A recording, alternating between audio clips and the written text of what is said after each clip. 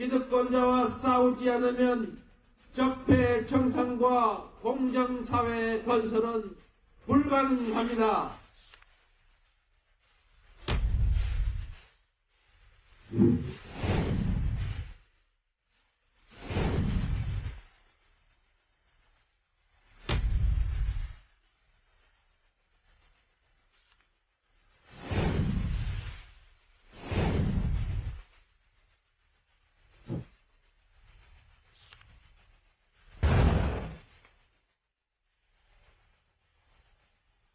저는 이재명식 뉴딜 성장 정책으로 모두가 함께 잘 사는 경제를 만들 것입니다.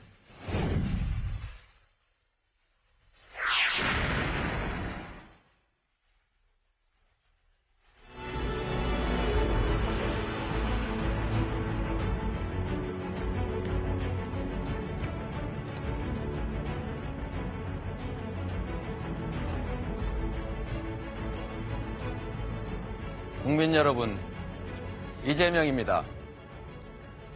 저는 중고등학교 대신에 어머니 손을 잡고 공장에 출근했던 소년 노동자 출신입니다.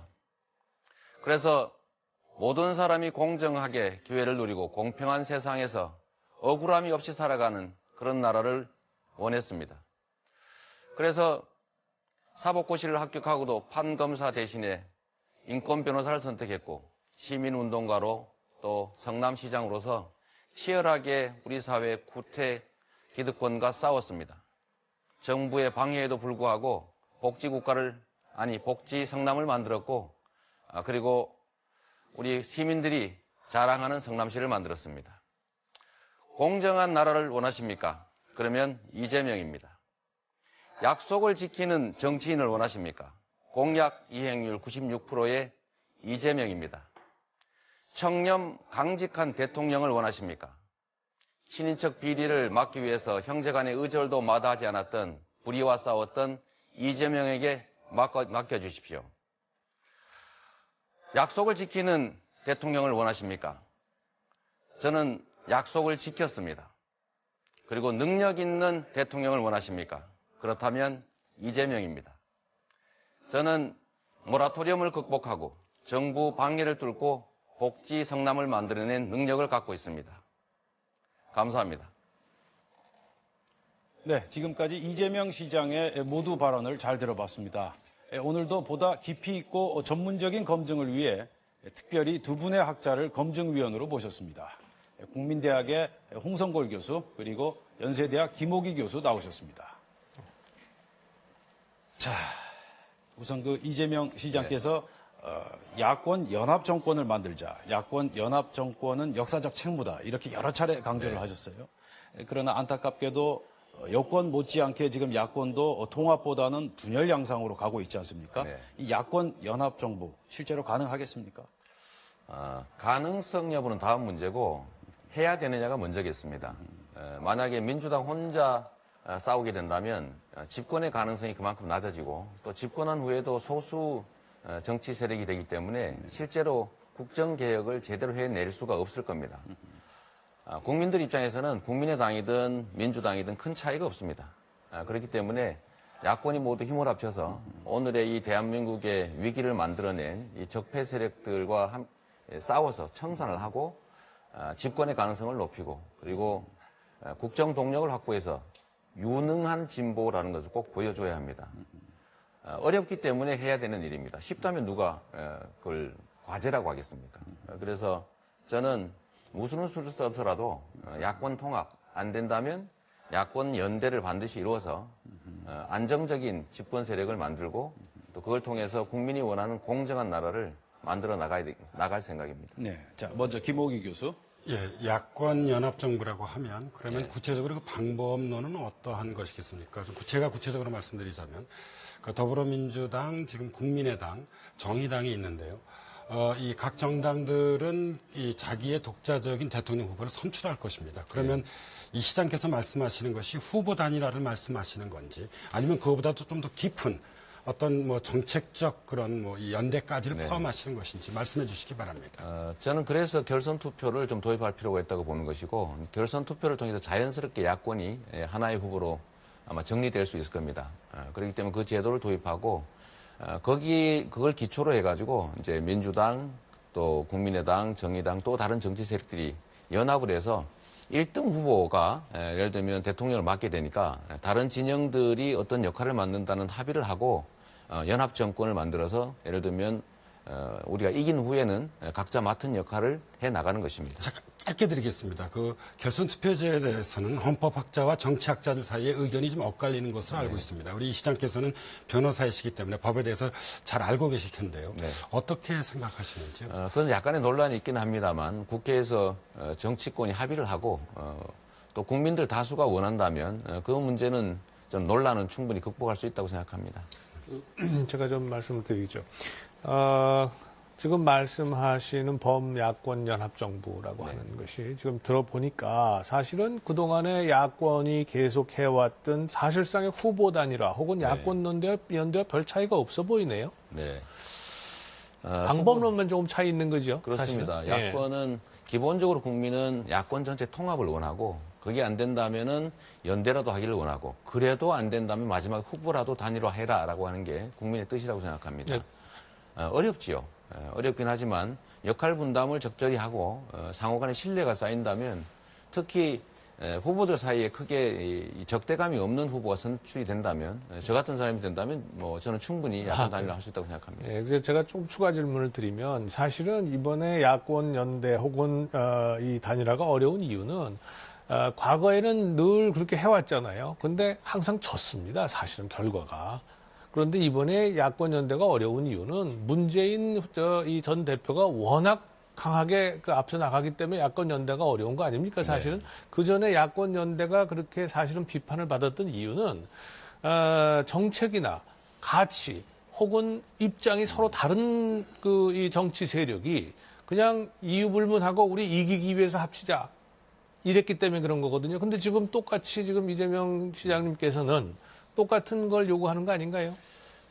이게 전에 예를 들면 87년에 우리 야권 지지자들은 아주 나쁜 경험을 갖고 있습니다. 이길 수 있다고 믿고 야권이 분열했다가 결정적인 패배를 했죠. 그것 때문에 우리는 민주주의가 상당히 후퇴했다고 생각하고 있습니다. 지금도 사실 분열돼서 선거를 치를 경우에 반드시 이기는 것이 아니라 승리의 가능성이 적어지게 됩니다. 그건 현실이죠. 그래서 작은 차이를 극복하고 반드시 힘을 합쳐서 이길 가능성을 높여야 되는 것이고 두 번째는 이렇게 힘을 합쳐놔야 다음에 예를 들면 여대 야소 국면을 만들어서 국정 동력을 개혁 동력을 만들어낼 수 있지 그게 아니고 지금 단순히 민주당만 이기면 여소 야대가 되지 않습니까? 아마 행정 권한을 이용한 개혁조차도 거의 불가능하게 될 가능성이 높습니다. 그러면 또다시 아무것도 하지 못하는 그야말로 식물 정권 비슷한 그래서 역시 무능한 진보다라고 해서 아마 진보 정권이 다시 생기기가 어렵게 만들어질 가능성이 있습니다. 그래서 꼭 노력해서 만들어내야 됩니다. 자, 야권 연합 정권은 이 정도면 정리가 된 것 같고요. 이런 말씀을 하셨어요. 트럼프도 TPP, 즉 환태평양 경제 동반자 협정을 탈퇴했는데 우리라고 사드를 파기를 못하겠느냐 네. 그런 말씀을 하셨어요. 네. 참 일견 참 시원하다 그렇게 느낄 수도 있겠지만 정말 미국하고 우리하고 처지가 같지가 않지 않습니까? 네. 그래서 사안을 너무 단순화, 쉽게 보시는 건 아닌가 하는 그런 비판이 나오고 있습니다. 사드 자체만을 놓고 보면 어려운 상황이 분명한데 그걸 좀 넓혀서 보면 지금 대한민국이 대륙 세력과 해양 세력 사이에 끼어서 자주적 균형 외교라고 하는 대원칙을 잃어버리고 편향적인 널뛰기 외교를 하는 바람에 미국과의 관계에서는 종속 관계로 전환되고 있고 일본과는 굴욕적 관계로 중국과는 적대적 관계로 전환되고 있습니다. 이게 계속 진행되면 마치 구한말에 겪었던 것과 같은 그야말로 열강들의 각축장 어쩌면 전쟁을 대리로 치르는 대리 전장화될 위험까지도 있습니다. 사드는 사드 그 자체가 문제가 아니라고 앞으로 우리 대한민국을 둘러싼 주변 외교관계, 국제관계를 매우 심각하게 대한민국의 위기를 초래할 것이기 때문에 되돌려야 되는 게 맞습니다.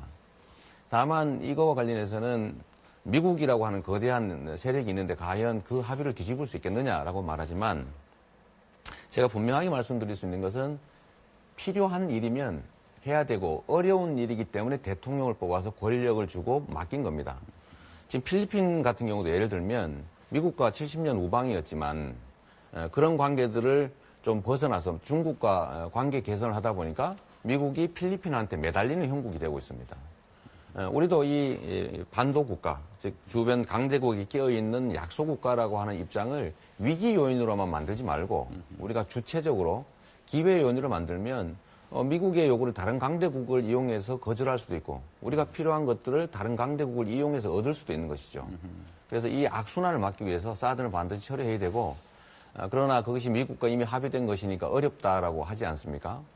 그러나 그것은 어떤 협정을 통해서든 뭐 합의를 통해서든 다른 대안들을 만들어내고 또 설득하고 또 국제적 역관계를 이용하든지 해서라도 반드시 처리시켜야 된다. 그게 국가 지도자가 할 일이라고 생각합니다. 자, 먼저 홍성걸 교수 하시겠습니까? 지금 이게 미국하고 먼저 합의를 했기 때문에 지금 파기하기 어렵다라고 하는 얘기를 하시는 분도 있어요. 네. 그렇지만 그것이 파기하는 것이 국익에 부합하다면 파기할 수밖에 없는 거죠. 근데 그렇습니다. 저는 근본적으로 그게 문제가 아니라 지금 사드를 왜 우리가 도입하고 결정했습니까? 네. 지금 이 시장님 말씀 중에 사드 얘기를 하면서 북한 얘기는 전혀 안 하시거든요. 네. 북한이 핵을 개발하고 미사일을 개발을 해서 국가 안보에 위협이 되기 때문에 그나마 우리가 가지고 있는 어떠한 무기 체계로도 이것을 막을 수가 없으니까 그래서 지금 사드 체계를 도입하자는 미국의 주장에 대해서 우리가 동의하고 이걸 좀 가져오는 거죠. 네. 더군다나 사드 체계 하나를 가지고 우리가 지금 북한 미사일 문제 해결 다 해결하는 거 아니지 않습니까? 네. 할 수 있는 거. 근데 시장님은 북한 문제에 대해서는 해결책이 전혀 없는데 자주적 균형 외교만을 위해서 지금 사드를 철폐하자 그러면 한미 동맹 버리자는 얘기입니까? 이게 이제 오해인데요. 사드는 인구의 절반 이상이 사는 수도권은 전혀 커버하지 못하는 거 다 알고 있습니다. 그리고 최근에 사드는 미군 기지 방어용이라고 이미 발표했습니다. 사드 설치 때문에 중국이 북핵 개발 억제를 위한 대북 국제공조에서 후퇴하고 있습니다. 왜냐하면 한미일이 사드를 매개로 군사 동맹을 맺고 중국을 봉쇄하는 작전의 일부이기 때문에 중국은 불안감을 느끼고 북한과의 관계 개선에 나서게 된 거죠. 그래서 이 북한의 북핵 개발을 사드가 막는 것이 아니라 오히려 북한으로 하여금 여지를 갖게 해서 핵 개발에 국제 제재가 어렵게 됐습니다. 즉 북한은 안보상 이익을 얻었고 사실 우리는 안보상으로 불이익을 얻었죠. 또 한 가지는 우리가 경제적으로 잃는 게 너무 많습니다. 이 사드 말고도 사실은 북한의 핵 개발을 막는 방법은 많죠. 안보는 평화를 지키기 위한 것이고 무기를 개발하는 게 아니라 평화를 확장함으로써 나라를 지킬 수가 있습니다. 알겠습니다. 이게 지금 사실은 사드 문제를 가지고 논의를 하려면 굉장히 복잡한데 네. 한마디로 말씀을 드리면 사드의 전술적 가치를 지금 말씀하고 계세요. 네. 우리 이 시장님은. 근데 사드의 전략적 가치는 그게 아닙니다. 사드의 전략적 가치는 한미동맹 그 자체예요. 사드를 들어오면서 한미동맹을 공고히 하고 그걸 통해서 이 북한의 그 위협을 지금 해결하자는 거거든요. 네. 그런데 지금 말씀이 경제적으로 손해가 많고 또 우리 중국이 오히려 북한을 도와주고 하는 그런 그 말씀을 하시는데 한미동맹을 우리가 지금 잃어버리는 거에 대해서는 전혀 걱정을 안 하십니까? 한미동맹은 그야말로 주한미군으로 표현되는 한미동맹은요. 오로지 한반도의 안보만을 위해서 와 있는 게 아닙니다. 다 아시는 것처럼 미국의 세계 군사 전략 때문에 한반도에 임시 진주하고 있는 것이죠.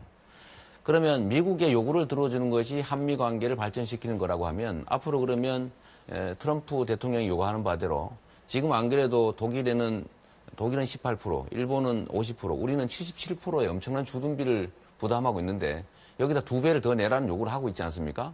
그럼 한미 동맹을 강화하기 위해서 달라는 대로 다 주고 이렇게 해야 되는 건 아니지 않습니까? 다른 문제고요. 그러니까 주둔군 부담 문제는 전혀 다른 문제고요. 그래서 사회자가 좀 나서겠습니다. 이 정도면 이제 두 분의 말씀의 취지를 충분히 시청자들이 이해를 했으리라 짐작하고요. 자, 김호기 교수 질문해 주시죠. 두 분 토론에서 저는 이재명 시장님의 의견이 훨씬 더 좀 공감이 갑니다. 예, 말씀하시죠. 근데 그럼에도 불구하고 일반적으로 우리 사회에서 보수는 안보에 능하고 네. 진보는 안보에 무능하다. 이런 이야기들이 계속 있어 왔습니다. 물론 저는 여기에 동의하지 않습니다. 진보 정권 10년과 우리가 보수 정권 9년을 비교하면 이 진보 정권 10년에서 군사적 긴장이 훨씬 더 낮았습니다. 네. 그런데 그럼에도 불구하고 제가 조금 전에 말씀드렸듯이 적어도 보수적 유권자와 중도적 유권자까지 네. 그러니까 안보 문제에 대해서 진보적 정치 세력들은 좀 다소 좀 역량이 취약한 것 아니냐, 좀 무능한 것 아니냐. 이렇게 생각하시는 분들이 적지 않은 것 같습니다. 그래서 이 시장님의 좀 포괄적인 그런 맥락에서 어떤 안보관이라고 해야 될까 이런 이야기를 좀 해주시기 바랍니다. 대한민국은 이미 군사비 지출이 전 세계에서 봤을 때 군사력 기준으로 11위, 북한은 25위입니다. 대한민국의 군사비가 무려 연간 40조 원을 넘고 있는데 북한의 1년 총생산보다도 더 많습니다. 이런 상태에서 미국에 의지하지 않으면 방위가 불가능하다라고 하는 것은 국민에 대한 배신행위고 거기에 더해서 말씀드린다면 이 소위 보수 정권이란 집단들은 안보를 악용을 했지 안보를 제대로 한 집단이 아닙니다. 대표적인 예가 자기들의 정치적 이익을 얻기 위해서 선거에 이기겠다고 북한에다가 돈 줄 테니까 휴전선에서 총격 도발해달라고 부탁까지 하는 집단 아닙니까? 엄청난 방위 비리를 저지르기도 하고 또 대개 군대에 안 갔다 온 사람들이고 그래서 그런 것들을 보면 그야말로 안보는 보수가 유능하고 진보는 안보에 무능하다는 얘기는 사실이 아니죠. 오히려 군사비 지출 증가 속도를 보면 참여정부 때 훨씬 더 높았다는 거 아닙니까? 오히려 국방 비리 같은 걸 없애고 깨끗하게 군을 관리 유지하고 그야말로 그 스마트 강군으로 선진 강군을 만들어야 진짜로 안보가 되는 것이지 그냥 말로만 안보하고 부정부패하고 이런 게 무슨 안보에 유능한 말씀 중에 집단이겠어요. 죄송합니다. 추가 질문 하나 드려도 될까요? 네, 말씀하시죠. 지금, 그러니까 이제 한미 관계를 우리가 동맹 관계라고 얘기하고 한중 관계를 흔히 동반자 관계라고 얘기하는데 주로 이제 이 대북 관계와 한미 관계에 대해서만 말씀하셨는데요. 한중 관계에 대해서는 어떤 그런 생각과 비전을 갖고 계신지 듣고 싶습니다.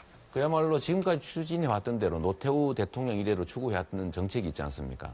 전략적 동반자 관계, 전략적 우호 관계, 우호 협력 관계를 유지해야 된다. 그러나 군사적으로 또는 뭐 외교적으로 우리가 미국과의 각별한 관계에 있는 게 사실이고 또 역사적 연원도 있으니까 존중은 하되 그 존중이 변화돼 가지고 종속 관계로 미국이 하라는 대로 다 하고 국익은 다 잃어버리고 한반도에서 자주적 균형 외교로 가는 게 흔들리기까지 해서는 안 된다는 겁니다.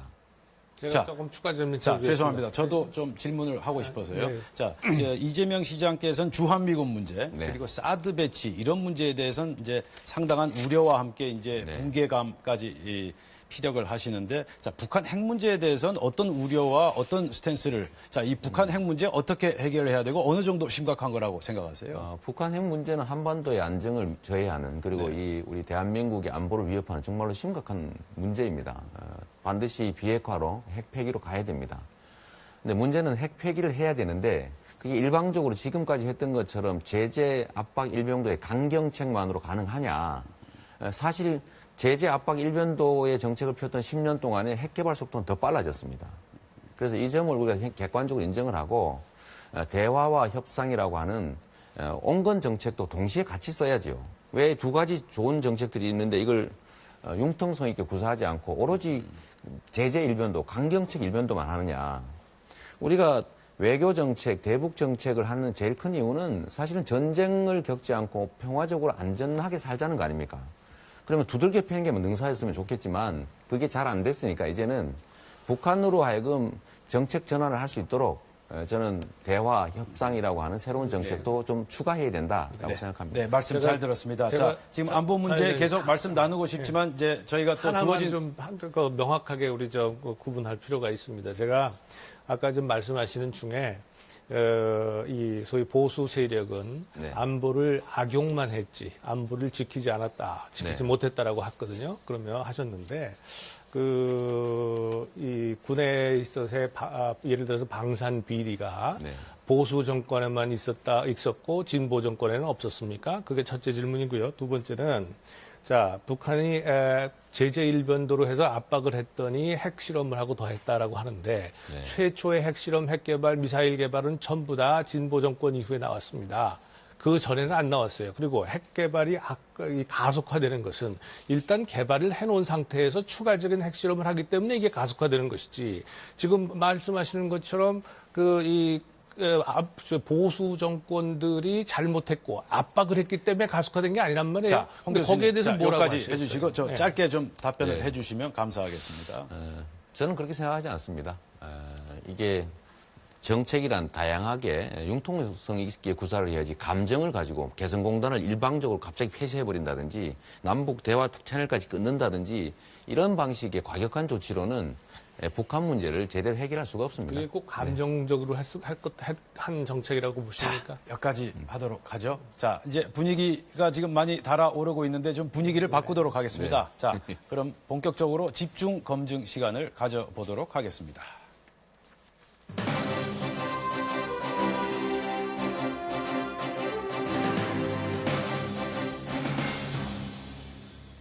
네, 오늘도 어제와 마찬가지로 대선 주자와 검증위원 간의 1대1 토론 시간을 마련했습니다. 먼저 김호기 교수께서 세상 교체론이라는 주제를 놓고 이재명 시장과 1대1 토론을 벌이겠습니다. 자, 김호기 교수 시작해 주시죠. 이 시장님, 네.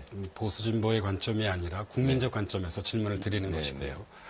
그리고 도중에 제가 말을 이렇게 끊더라도 괜찮습니다. 또 그렇게 이해해 주시기 바랍니다. 먼저 가볍게 시작해 보겠습니다. 이 별명이 사이다신데요. 네. 그 별명 마음에 드십니까? 별로 그렇게 썩 마음에 들지는 않습니다. 저는 사이다 마시는 게 무척 좋던데요. 네, 시작하겠습니다. 가벼워 보여서 그런 거죠. 네. 이번 대선에서 제시되는 핵심 담론 중 하나가 이제 교체론입니다. 네. 문재인 대표의 정권 교체론, 안희정 지사의 시대 교체론. 그만두셨지만 반기문 총장은 이 정치 교체론을 제시하셨습니다.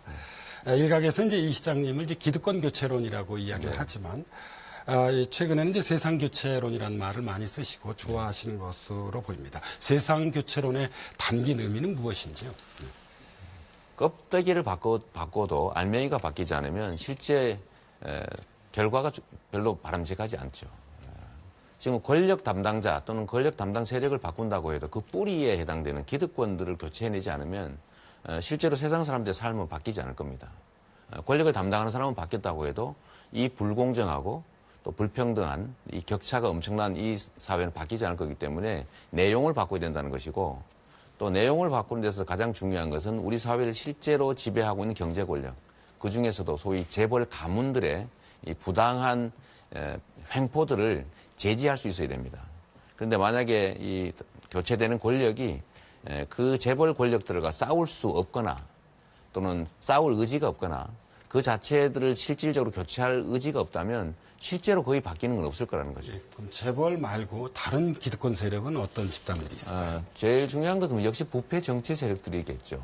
부패한 정치 세력, 또 부패한 검찰 등을 포함한 행정 권력, 많은 것들이 있지만 그러나 그 실제로 지배하는 것들은 이번 박근혜 최순실 게이트에서 봤던 것처럼 결국은 재벌들이 자신들의 이익을 얻기 위해서 정치 권력, 행정 권력까지도 쥐락펴락했던 거 아니겠습니까? 그래서 가장 큰 건 역시 경제 권력, 그 중에서도 재벌 권력일 테고 거기에 기생하는 또는 같이 공존하는 뭐 부패한 정치 권력, 부패한 검찰 권력, 부패한 뭐 행정 권력 이런 것들이 있겠죠. 예, 이 시장님께서는 이제 두 번째 질문입니다. 네. 내가 진짜 보수다. 새누리당을 밀어내고 그 자리를 차지하겠다고 선언했습니다. 네. 이 시장님은 더불어민주당 후보들 가운데 가장 진보적인 분으로 국민들은 아마 생각하고 있는 것 같습니다. 진짜 보수라는 주장에 대해 유권자들은 좀 다소 혼란스러운데요. 보수라고 주장한 까닭은 무엇이고 그 의미는 무엇입니까? 역설적 표현이었습니다. 그러니까 대한민국은 보수라는 이름을 가진 정치 세력들은 사실은 구태 불법 기득권 세력들이었죠. 예를 들면 지금 박근혜 대통령을 포함한 그 정치 세력들처럼 국가 권력을 악용해가지고 범죄를 저지르다시피 하는 그런 집단들인데 이거는 정상적인 의미의 보수가 아닙니다. 근데 이 불법 부패 집단들이 보수의 이름을 참칭을 하고 진짜 보수의 자리를 차지하고 있는 거죠. 그러다 보니까 우리나라에는 법을 지키고 원칙과 상식을 지키고 그리고 도덕과 책임을 다하는 집단들이 원래 보수인데 이 사람들이 마치 진보인 것처럼 밀려나 있는 겁니다. 그리고 원래 의미의 진보는 오히려 극좌 이렇게 밀려나 있는 거죠. 그래서 이걸 좀 정상적으로 좀 되돌려야 된다. 우리 사회는 보수와 진보가 합리적으로 경쟁하는 단계가 아니고 비상식과 상식, 불법과 합법, 부정의와 정의가 경쟁하는 단계이기 때문에 이 보수를 참칭한 세력들을 이 정치 현실에서 우리 현장에서 좀 밀어내고 정상적으로 보수와 진보가 경쟁하는 단계가 된다면 교과서적 의미에서 봤을 때, 즉 서구 선진국 기준으로 봤을 때 오히려 저처럼 법 지키자, 법대로 하자, 상식대로 하자라고 하는 것들이 보수의 자리일 가능성이 많고 정의당이나 노동당, 녹색당 정도는 돼야 교과서적 의미의 진보다라는 뜻이었습니다. 그러나 우리나라 사회에서는 저 같은 사람이 이 진보라고 하는 자리를 차지하고 있는 건 맞습니다. 왜냐하면 이 보수라는 자리를 부패 기득권이 차지하고 있으니까. 네, 그럼 다음 질문으로 넘어가겠습니다. 그럼에도 불구하고 이제 이 시장님을 불안하게 바라보고 네. 있는 국민들이 적지 않은 것 네. 같습니다. 정치에서 개혁 혁신 네. 못지않게 중요한 것은 통합입니다. 네. 이 가짜 보수 세력이든 진짜 보수 세력이든 보수 세력에 대한 통합이 이 시장님께서 만일 대통령이 되신다면 네. 대단히 중요한 국가적 과제가 될 텐데요. 어떻게 보수 세력을 통합해내시겠습니까? 우리가 간단하게 얘기하면 이웃집하고는 잘 살아야 됩니다. 서로 존중하고. 그런데 이웃집의 이름으로 숨어있는 범죄 집단들, 강도들하고는 같이 살면 안 되죠. 그건 청산해내야 진짜 이웃들하고 같이 살 수가 있습니다. 저는 대한민국의 제1과제가 이 소위 적폐 세력들, 불공정과 불평등과 격차를 만들어내고 거기서 이익을 받던 집단들을 청산해내야 비로소 공정한 나라가 시작되고 진정한 의미의 보수와 진보가 경쟁하는 정상적인 사회가 된다고 봅니다. 대통령이 됐다고 하면 그야말로 범죄 집단에 속하는 그야말로 부정의한 집단까지도 다 끌어안아서 반쯤 용서할 게 아니라 그 부분들은 정확하게 청산하고 불법은 철저히 쳐내고 부패는 철저히 쳐내고 불공정도 쳐낸 다음에 상대 진영들하고는 통합하고 함께 해야죠. 예, 그 출마 선언문을 읽어봤습니다. 가족 이야기에 관한 것이 뭉클했습니다. 네.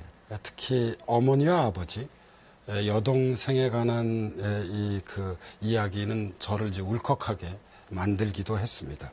현재 아들이 두 네, 그렇습니다.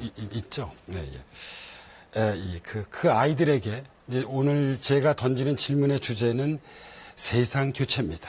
네. 어떤 세상을 물려 주시길 원하는지 간단히 한 30초 내로 말씀해 주시기 바랍니다. 아들들에게 한번 이야기를 해 주시기 바랍니다. 제가 바라는 세상은 모든 사람들이 공정한 기회를 누리는 세상입니다. 지금처럼 기회와 자원을 특정 소수가 다 차지하고 그다음에 불공정한 경쟁을 통해서 부당한 이익을 얻는 소수가 있고 거의 다수 대부분의 사람들은 그 자기의 몫을 누리지 못하는 사회는 개인들에게도 희망을 뺐지만 국가적으로도 발전 가능성을 잠식하게 됩니다. 제가 바라는 세상, 법이 지켜지고 상식이 지켜지고 공정한 기회가 보장되고 공정한 경쟁을 통해서 자기가 기여한 만큼 가질 수 있는 사회, 그야말로 우리 민주공화국이 지향하는 자유롭고 평등한 세상이 되길 바랍니다. 네, 자 김옥희 교수 수고하셨습니다.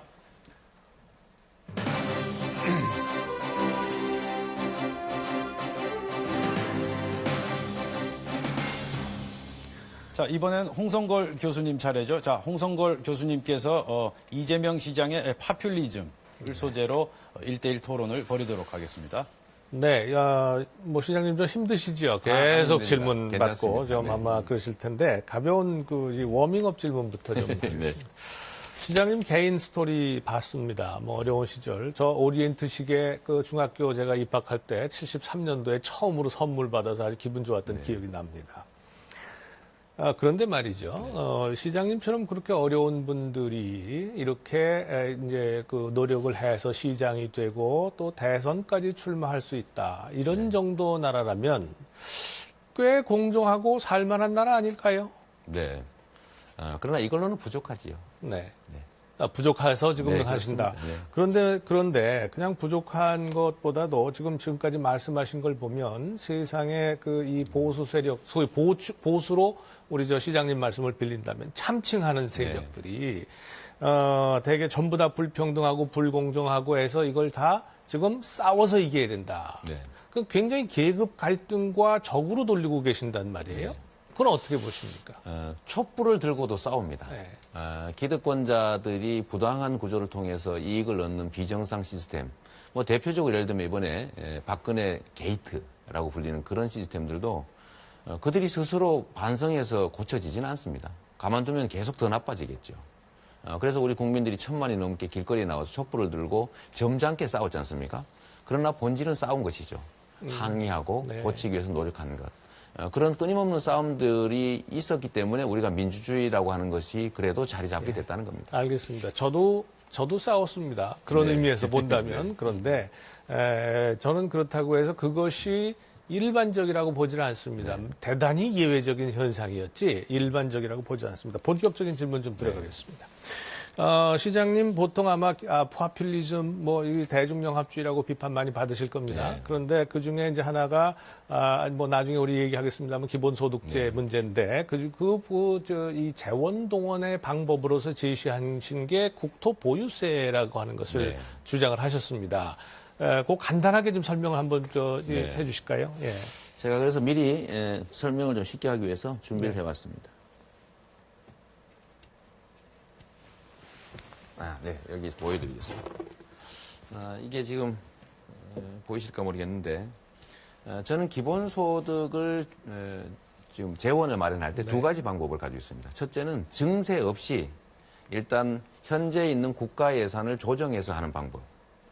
저희는 한 43조 원 정도를 내년부터 시작하겠지만 그중에 28조 원 정도는 내년부터 당장 현재 있는 예산을 조정해서 충분히 마련할 수가 있습니다. 첫 번째로 매년 국가 예산이 16조 원에서 18조 원씩 늘어납니다. 거기 좀 더하기 위해서 올해 예산 400조 원 중에서 한 3% 정도면 28조 원을 마련할 수 있죠. 그래서 이걸로 일단 2,800만 명의 국민에게 아동수당, 또 청년수당, 학생수당, 또 노인수당, 장애인수당, 또 이런 농어촌, 농어민수당을 지급할 겁니다. 두 번째로 저희는 법령을 개정해야 되는 것들을 하나 준비하는 것이 바로 국토보유세인데 제가 국토보유세만 하는 건 아닙니다. 네, 알겠습니다. 그래서 국토보유세가 아마 이제 제가 내용을 간단히 좀 말씀드리면 이제 모든 토지 가지고 있는 사람들 다 내자 그런 말씀이잖아요. 그렇죠? 그렇습니다. 네. 그런데 그러면 그 토지 가지고 있는 분들 중에는 농민도 있고 네. 지자체도 있고 하여간 지금 우리 사회에 도움을 필요로 하는 사람들이 상당한 토지를 가지고 있습니다. 그렇죠? 네, 그렇습니다. 다 내야 됩니까? 네. 예. 이 국토보유세의 취지는 네. 국토보유세로 내는 돈은 딴 용도로 쓰지 않고 네. 모든 국민에게 공평하게 기본소득을 지급합니다. 그런데 전 국민 중에서 95%는 자기가 아예 내지 않거나 땅이 없으니까요. 또는 내더라도 낸 돈보다는 훨씬 많이 받게 됩니다. 1년에 30만 원 정도의 토지에 대한 세금을 내는 사람 거의 없습니다. 문제는 우리 사회에 약 4, 5% 정도의 소수가 엄청난 양의 토지를 소유하고 있기 때문에 그분들은 좀 많이 내게 되겠죠. 그러면 지금 우리 재산세, 토지세와 주택으로 나눠져 있지 않습니까? 그럼 네. 그거 이중과세 하는 건가요? 아니면 어떻게 하는 거예요? 그걸 이제 국토보유세를 네. 부과한 다음에 재산세분은 돌려주고 예. 나머지 그러면 차액만 다른 내고 거다. 대신에 알겠습니다. 1인당 30만 원씩을 가구당 3명이면 90만 원을 지급하는 것이죠. 네. 그런데 아까 말씀하신 여러 가지 이제 이 재원들이 있는데 네.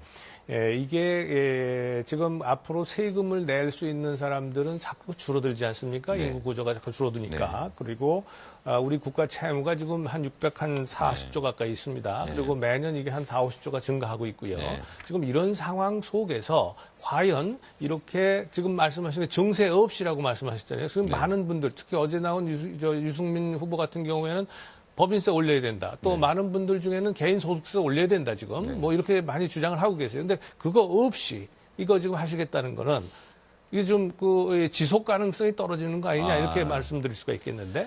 지금 대한민국 경제가 어려워지는 이유는 국민들이 쓸 수 있는 돈이 없어서 그렇습니다. 이거를 지금 이 대출로 지금 이제 구매력을 유지해 오다가 지금 이것도 한계에 도달했지 않습니까? 그러면 지금 앞으로는 누가 물건을 살 거며 누가 기업이 생산하는 서비스를 제공받겠어요. 그래서 국민들의 소득을 올려야 경제가 살아난다. 즉 경제가 성장이 가능하다는 것은 이재명의 주장이 아니라 IMF라든지 세계은행 등의 주장 아니겠습니까? 포용적 성장론이라고 하는 거죠. 그러니까 국가 부채는 그냥 약간 우선 국가 부채는 예. 더 이상 늘리지 않은 쪽으로 가야지. 지금 계속 늘어온 거를 특정 임기에 있는 대통령이 줄일 수가 쉽게 있겠습니까? 더 늘리지 않는 것마저 착한 일이죠. 예, 시간이 이제 그렇게 얼마 없기 하시고 때문에 안보 파퓰리즘 쪽으로 제가 질문을 좀 드리겠습니다. 저도 한번 얘기할 기회를 줍니다. 그래서 국토보유세는 모든 토지를 소유한 사람들이 내지만 95% 이상의 국민들은 내는 것보다 더 많이 받기 때문에 실제로 이게 우리나라의 엄청난 자산 불균형을 교정하는 효과가 있습니다. 제가 하나 잠깐만 보여드리도록 하겠습니다. 이게 지금 우리나라 상황이 얼마나 심각한지를 다들 잘 모르시는데 이걸 잠깐 보시면 1년에 버는 국민 총소득 중에서 상위 10%가 무려 48%를 가져갑니다. 인구의 절반 50%는 겨우 5% 나눠 갖고 있어요. 곧 그러다 나중에 보니까- 기본소득제 하실 때 말씀을 아니, 우리가 아니, 하실 수 있는데. 괜찮습니다. 예, 자산 또 보유분을 보면 이 중에서 이 10%가 무려 이 66%를 가지고 있어요. 인구의 절반은 겨우 2%도 안 되는 것 가지고 있습니다. 네. 이러다 보니까 너무 불균형이 심화돼서 이거를 불균형을 완화시켜야 되는데 그게 바로 아주 미세한 정도에 불과한 국토보유세라는 겁니다. 알겠습니다. 제가 자, 홍성걸 네. 교수님 수고하셨고요. 네. 자, 이 기본소득 문제 그리고 국토보유세 문제는 공약 검증을 할 때 또 검증에 계속 네, 할 네. 수가 있을 것 같습니다. 자, 군포 수고하셨습니다. 말씀 하시죠 뭐. 예, 근데 시간이 지금 다 돼서 네, 홍성걸 교수님 수고하셨습니다. 국가 예산 28조 원을 들여서 연 100만 원씩의 기본소득을 지급할 것입니다.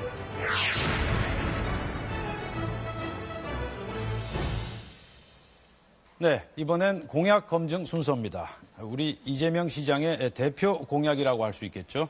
기본소득 제도를 놓고 열띤 토론을 벌여보도록 하겠습니다. 자, 이재명 시장님, 이 기본소득 그리고 국토보유세 이 굉장히 파격적인 그런 조치라고 이제 알려져 있는데 우선 기본적인 철학, 어떤 철학을 가지고 이런 아이디어를 내셨는지 짧게 좀 말씀을 해 주시죠. 잠깐 말씀드렸던 것처럼 지금 대한민국 국민들 주머니가 얇아져가지고 기업이 투자를 할 데가 없습니다. 물건 살 사람이 없는 거죠. 점점 줄어들고 있습니다. 그래서 경기 침체가 오는데 이 경기 침체를 극복하는 방법으로 대공황 때 썼던 방법이 있습니다. 첫째는 공정한 경쟁 질서를 회복하는 겁니다. 대기업 등이 마음대로 재벌 기업들이 횡포를 부리는 건 경제가 아니라 기업 주체들이 공정하게 경쟁할 수 있게 하는 것.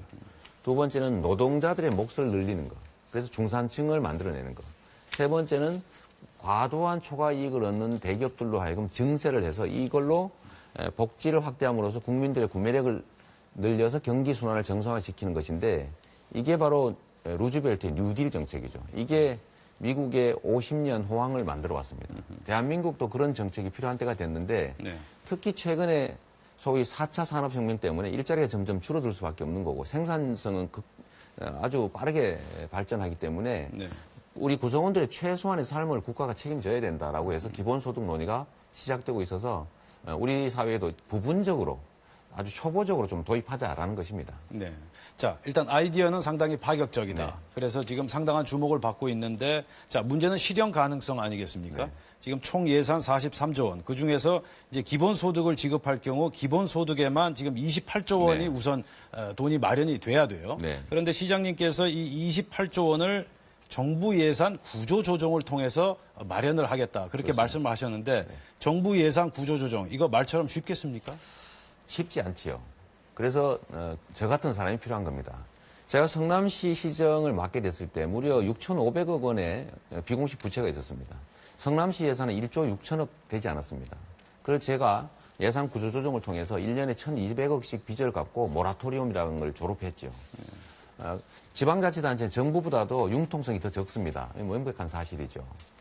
그리고 저는 매년 1,200억 정도씩 갚던 빚 청산이 끝나고 난 다음에 정부의 방해를 뚫고 성남시 자체의 복지 정책을 추진해서 사실 지금 이 자리에까지 와 있습니다.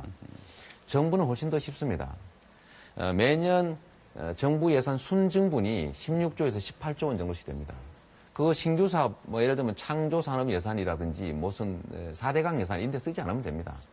두 번째는 그 순증 예산에다가 기존 올해 400조 예산 중에서 3% 정도만 조정하면 충분히 마련하는 예산이죠. 12조 원 더하기 순증분을 하면 28조 원 정도를 가지고 내년부터 당장 시행할 수가 있습니다. 말씀 중에 죄송한데 지금 4대강 사업을 하지 않고 또 창조 경제 사업도 줄이면 된다. 자, 그 창조 경제 사업이나 4대강 사업에도 그 일자리가 만들어지는 충분한 그런 상황이 있지 않습니까? 4대강 사업을 통해서. 자, 그러면 시장님 말씀대로 그런 4대강 사업을 없앨 경우에 네. 그 4대강 사업에 투입됐던 근로자들 그러면 일자리를 당장 잃게 되는데 그 부분은 어떻게 설명하시겠습니까? 정부가 재정 투자를 할 때 소위 경제 유발 효과라고 하는 게 있습니다. 그런데 연구 결과에 의하면 토목공사 이런 데 투자했을 때 예를 들면 무슨 SOC 투자를 했을 때의 소위 BC 경제성이라고 하는 것은 겨우 1을 넘기가 어렵고 일자리 만들어지는 것도 극히 적습니다. 그런데 사람에게 투자했을 때 그 경제 유발 효과가 훨씬 더 크고 특히 교육 투자나 이런 것들로 그게 유입될 때는 몇 배의 투자 효과가 있다는 연구 결과가 있습니다. 우리는 예를 들면 정부 예산을 가지고 돈 잘 벌고 있는 삼성전자에 R&D 그 지원이라는 이름으로 몇 조씩 지원하는 것은 투자라고 말하고 우리 서민들 수없이만 수백만 수천만의 사람들에게 복지 지출을 하면 그건 낭비라고 공짜라고 말합니다.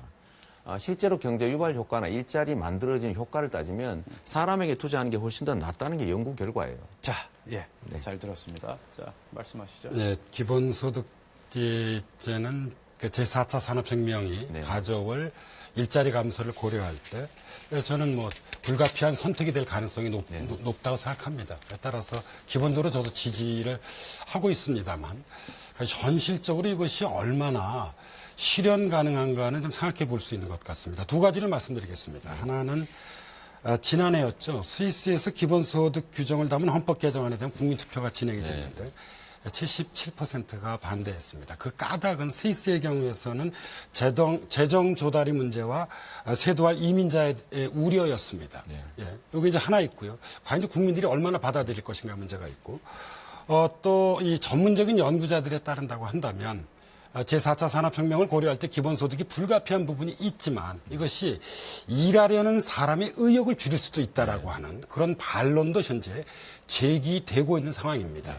그래서 과연 국민들이 이러한 기본소득 제도를 우리가 과감하게 뭐 이게 추진한다고 할 때 받아들일 수 있을지 만약에 반대를 하게 된다면 이 시장께서는 어떻게 설득하실지 좀 그 얘기를 좀 듣고 싶습니다. 첫째로 그 스위스 말씀하셨는데 스위스는 1년에 3,600만 원을 지급하는 정책 아니었습니다. 그러니까 그것만 가지고도 일하지 않고 살 수 있을 만큼의 엄청난 금액을 지원하는 것이었죠. 그러니까 당연히 부결될 수밖에 없었을 겁니다. 그런데 우리는 겨우 특정 계층에게 좀 어려운 29세 이하 청년과 학생, 아동, 영아, 그다음에 65세 이상의 노인, 그다음에 전국의 장애인, 전국의 농어 축산민들 여기에만 연간 100만 원 정도를 지원하는 거기 때문에 이 100만 원 받고 일하지 않을 거다 이런 걱정하는 것은 그야말로 기우입니다. 그건 사실이 아니고요. 일하는 의욕을 줄일 거라는 걱정을 할 게 아니라 오히려 일하는 의욕을 더 불러일으킬 가능성도 있습니다. 소위 지금의 복지 정책은 일정한 소득 이하만 대상이 되기 때문에 일해서 돈을 받으면 지원이 중단됩니다. 그래서 일을 하지 않습니다. 근데 이거는 기본소득이기 때문에 수입과 관계없이 지불하지 않습니까? 그러면 좀 임금이 적은 일자리라도 자기의 예를 들면 자아 실현에 도움되는 일자리에 취업할 수도 있죠. 그리고 제가 아까 포퓰리즘 얘기 자꾸 하시는데 정부가 국민이 내는 예산, 세금을 가지고 국방, 외교, 안보, 그다음에 내부 질서 유지와 같은 필요한 영역에 최소한으로 먼저 쓰고 비용을 최대한 아껴서 국민들의 삶, 즉 국민, 여성, 노인, 청소년, 장애인 등에게 복지 지출을 늘려라라고 하는 것은 이재명이가 하는 일이 아니라 헌법 34조에 명시적으로 정해놓은 겁니다. 이거는 국가의 의무, 국민의 권리를 제가 충실하게 이행한 거니까 충분히 답변이 이거를 되신, 이게 마치 이 불효자들이 효자 보고 너 왜 부모한테 잘하느냐, 너 잘 보이려 그러지 이렇게 하는 거하고 비슷하다. 자, 홍성걸 교수님. 시장님, 네. 기본소득제가 사실은 그 진보 좌파의 정책 의제가 아니고 우파의 정책 의제라는 거 아시죠? 물론이죠. 보수파의. 네.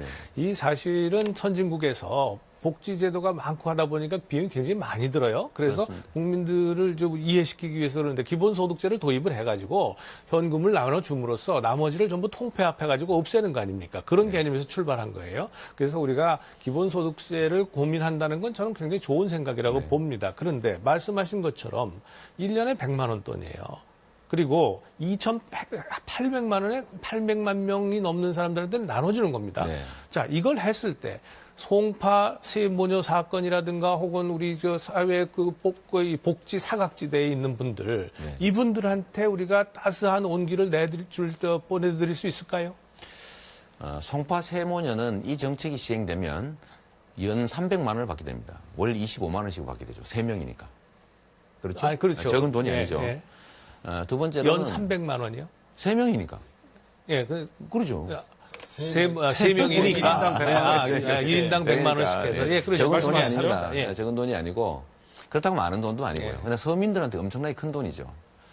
두 번째는 이거를 현금으로 바로 지급하는 게 아니라 저는 지역 균형 발전 차원에서 지역 경제 활성화라는 차원에서 이걸 해당 지역에서만 쓸 수 있는 지역 화폐, 상품권, 쿠폰으로 지급하자는 겁니다. 우리 성남시에서 이미 청년 배당이나 산후 조리비 지원을 이 성남 지역 화폐로 지급했더니 성남의 재래시장이 살아나고 있어요. 매출이 늘어나고 있습니다. 겨우 200억 가지고. 그런데 이게 만약에 28조 원이면 예를 들면 부산을 예를 들면 약 3조 원 정도가 부산 지역 경제에 매년 쓰여지게 됩니다. 3조 원이 지역 경제에 직접 투자될 경우에 얼마나 큰 경제 활성화의 효과가 있을지는 우리가 짐작할 수 있지 않습니까? 그렇기 때문에 이거를 단순히 나눠주는 거다, 별로 효과 없을 거다 얘기할 건 아니죠.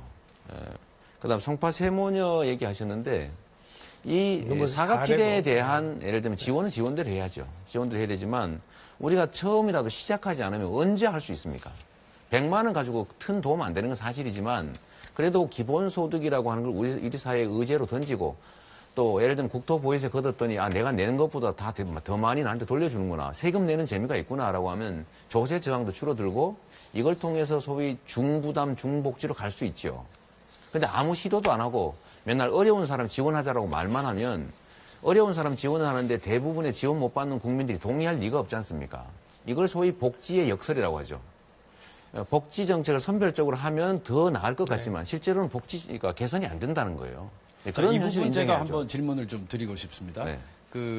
지금 거의 모든 국민에게 지금 이제 지급한다는 그거 아니겠습니까? 자, 근데 100만 원씩은 2,800만 명. 그렇지, 2,800명이죠. 원씩은 전원에게. 네, 전원에게. 2차적으로. 자, 그런데 어떻습니까? 그 어렵고 힘들고 못 사는 네. 분들에게 이렇게 나눠주는 게 더 효율적이지 않겠습니까? 예를 들어 삼성 이건희 회장에게 100만 원의 기본소득과 30만 원의 국토보유세 해서 130만 원을 지급한다. 네. 이게 소비로 이어질 수 있을까요?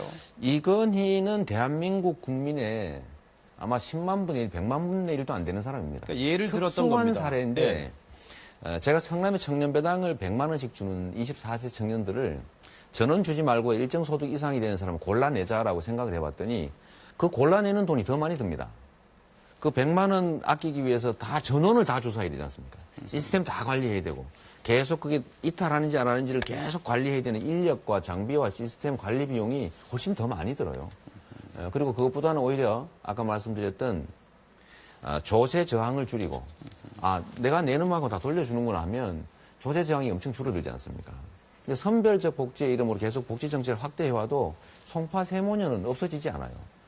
지금 전 세계에서 노인 자살률이 가장 높은 나라가 대한민국이고 청소년 자살률 제일 높은 나라가 그 대한민국이고 송파 해결이 안 되지 세모녀 않습니까? 살해 사건이 어떤 선별적 복지의 문제점 때문에 생긴 겁니까? 아니면 전체적인 우리 행정 시스템의 문제입니까? 어떻게 보십니까? 대한민국의 복지 수준이 너무 낮고 전체적으로 예를 들면 GNP 대비 10%에 겨우 불과해서 제가 볼 땐 너무 지금 적고요. 기본소득제나 이런 제도를 시행하게 되면 오히려 어려운 분들, 가난한 분들 복지 혜택을 받아야 되는 분들이 오히려 피해를 입게 되는 그런 그래서 부작용도 제가 있을 것 같습니다. 기존에 있는 복지 정책에 전혀 손을 대지 않고 이건 추가하겠다는 겁니다. 복지 정책을 그걸 없애서 이 새로운 정책을 만드는 게 아니라 그야말로 순증하는 국가 예산. 그러면 기존 복지 제도는 그대로 놔두고 추가로 이 제도를 그렇습니다. 시행하겠다는 겁니까? 시행하면서 좀 장기적 과제라고 교수님 말씀하신 것처럼 이거를 조정해 나가야죠. 지금 보십시오. 그러면은 지금 현재 400조 예산 중에 130조가 복지노동 예산입니다. 네. 그런데 지금 160조 정도 됐죠. 예, 그런데 거기에다가 지금 더 이제 얹어서 이렇게 되면 거의 우리 예산에 거의 50% 가까이가 이제 복지 예산이 갈 텐데, 복지 노동 예산이 갈 텐데, 그러니까 시장님이 그냥 그대로 두고라고 말씀을 하셨기 때문에 그렇다면 이것이 얼마나 지속 가능할 거냐 하는 문제예요. 지금 제가 28조 원 정도를 복지 지출로 추가하게 되면 대개 한 40% 좀 넘게 될 것 같은데 OECD 평균 복지 지출이 국가 예산 대비 50%입니다. 그렇게 해도 한참 부족합니다. 네. 자, 그런데 그 OECD 국가들이요, 평균 자기네 예산의 약 한 30% 가까이를 갖다가 그 그 국방 예산에 쓰고 있습니까? 또 OECD 국가들이 우리 교수님은 자꾸 숫자를 과장하시는데 네. 우리나라는 국방비를 30% 쓰지 않고 10% 쓰고 있어요. 국가 예산에. 국가 예산에. 예. 그러게, 예. 그건 적절하지 아니, 근데 않네요. 그 OECD 국가들은 어떻습니까? 거기도 예를 들면 뭐 우리나라보다 크게 차이는 나지 않습니다. 3% 정도 쓰니까요. 네, 그 그 7% 때문에 50%와 또 교육 예산은 어떻습니까? 교육 제가 예산은 드리는 말씀은 잠깐 이게 뭐냐면 다른 항목에 보면은요 우리가 복지 예산을 그렇게 쓸 수밖에 없었던 이유가 있다는 겁니다. 다른 부분에 그동안에 써왔던 부분이 있고 그래서 조정하는 거 다 좋습니다. 좋은데 문제는 지금 세금을 낼 사람들이 인구가 계속 줄어들어요. 저는 계속 걱정스러운 것이 아마 시장님이 당선이 되신다면 임기 내에는 어떻게 할 수 있을지 모르겠어요. 그러면 5년 후에 이미 국민들한테 전부 권리로 받아들여졌어요. 거의 40%가 혹은 그보다 더 많은 것이 시간이 가면 더 많아지겠죠. 이 복지 예산 들어가게 되면 교수님, 어떻게 되겠습니까? 지금 우리나라의 제일 네. 심각한 문제가 출산율 저하인데 네. 이 출산율이 떨어지는 제일 큰 이유는 보육, 교육 비용이 워낙 많이 들고 취업이 안 되기 때문에 그렇습니다. 보육, 교육을 개인들한테 맡길 게 아니라 국가의 책임을 늘려야 되고 제가 이 기본소득을 지급하는 내역을 제가 자세히 보시면 0세부터 29세까지입니다. 65세 이상 노인. 이 취약계층들에 대한 지원을 좀 늘려야 특히 교육, 보육 이런 비용들을 늘려줘야 국민들이 부담을 줄여서 애를 낳을 거 아닙니까?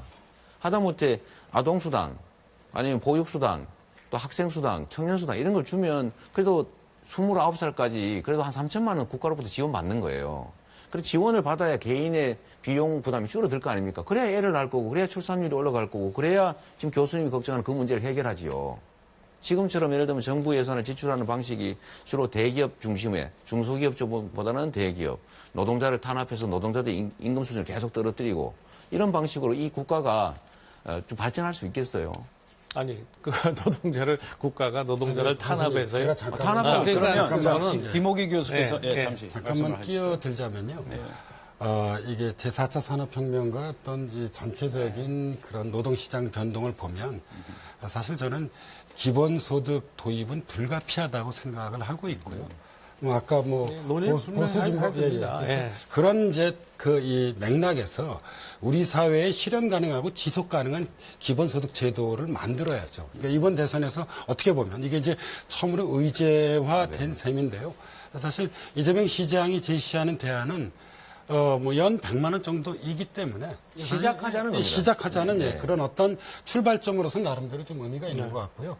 저희 패널들끼리 이렇게 서로 논쟁하는 것이 아니라 실제로 우리 복지 수준이 OECD 이 다른 국가하고 비교해보면 여전히 낮은 수준이거든요.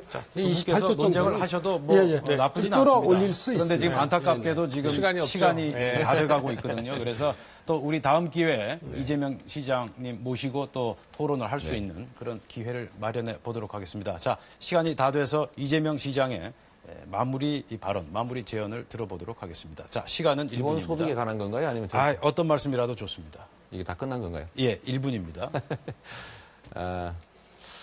오늘 우리 국민 여러분께 저의 소신을 몇 가지 아주 부분적으로 말씀드렸습니다. 새로운 세상, 공정한 세상은 거대 기득권들의 횡포를 억제하는 데서부터 시작됩니다. 대한민국의 진정한 기득권자들은 재벌입니다. 이재용 삼성 부회장은 거대한 범죄 행위를 저지르고도 구속되지 않습니다. 그리고 촛불 시민들이 원하던 그야말로 과거가 청산되고 공정한 나라는 지금 좀 멀어 보입니다.